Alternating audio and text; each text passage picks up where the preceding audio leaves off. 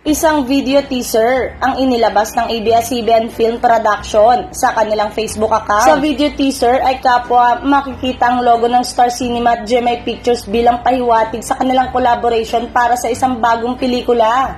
See you all on May 19, Sunday, 6 p.m. MNL time, saad sa caption.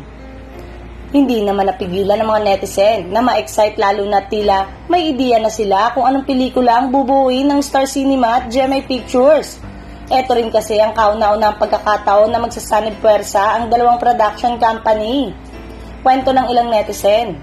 Sana ay Hello Love Goodbye Part 2. Sigurado ubusan ng ticket, another blockbuster na naman. Pag-ipunan ko na pambili ng ticket nyo, congrats Queen Cat. Matatanda ang kamakailan ay nagbigay si Asia's multimedia star Alden Richard ng pahayag tungkol sa sequel ng Hello Love Goodbye.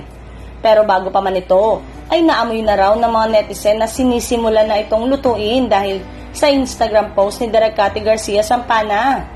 Matutunghayang kasi roon ang kanyang kuhang video sa Hong Kong International Airport kasama si Star Cinema's creative head, Carmi Raimundo.